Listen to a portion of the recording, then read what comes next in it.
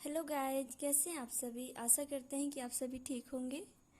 तो आज हम शुरू करेंगे BA first year second semester का जो संस्कृत है उसका सिलेबस हमने अपलोड किया है मनीषा स्टडी पे।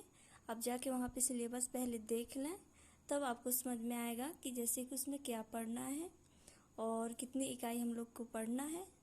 तो आज हम वही शुरू करेंगे कि संस्कृत का जो दीर्घ उत्तरी प्रश्न है कैसे प्रश्न बन सकता है।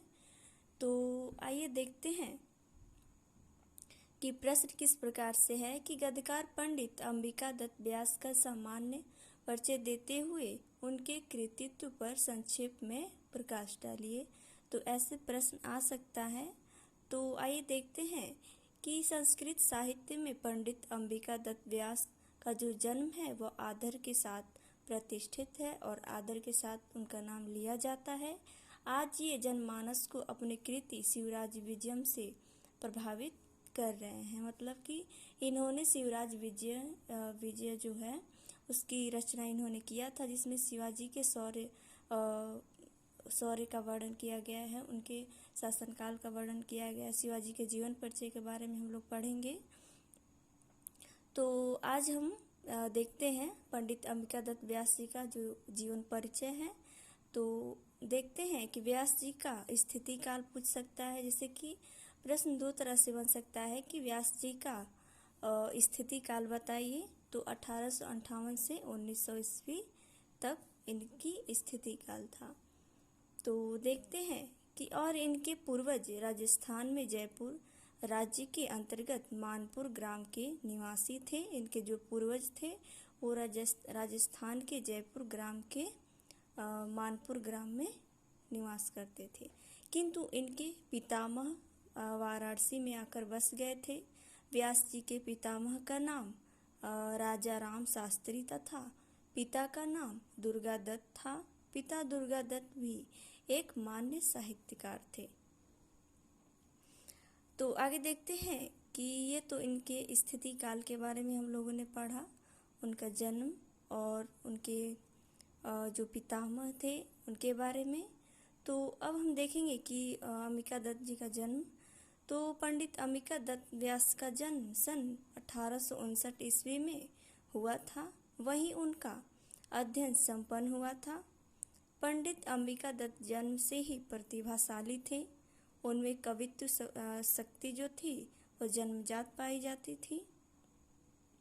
10 वर्ष की अवस्था में ही उन्होंने कविता लिखना प्रारंभ कर दिया और 12 वर्ष की अवस्था में ही उन्होंने काशीराज ट्रस्ट द्वारा स्थापित धर्म सभा की परीक्षा में पुरस्कार प्राप्त किया।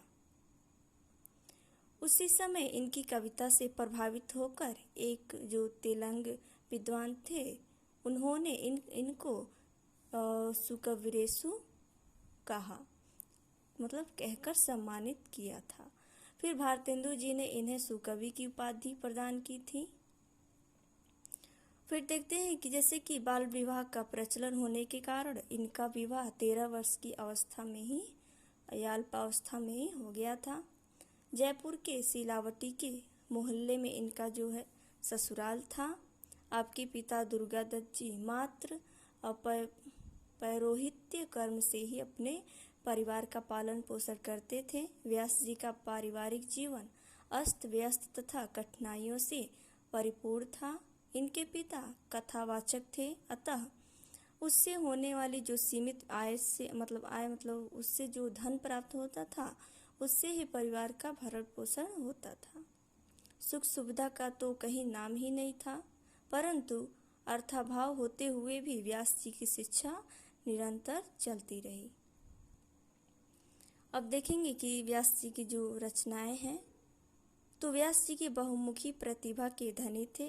जो व्यास जी थे बहुमुखी प्रतिभा के धनी थे। उन्होंने पीयूष प्रवाह पत्रिका का संपादन किया।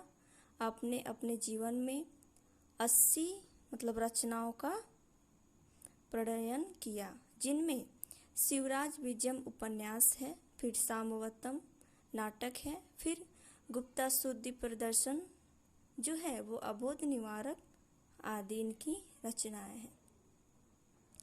तो हम लोगों ने देखा कि पंडित अंबिका दत्त व्यास जी का जीवन परिचय। तो आशा करते हैं कि आपको समझ में आया होगा। ये संस्कृत बीए फर्स्ट ईयर जो संस्कृत है सेकेंड सेमेस्टर का, ये यहीं से हम आज शुरुआत करते हैं। तो चलिए मिलते हैं अगली वीडियो में, तब तक के लिए धन्यवाद।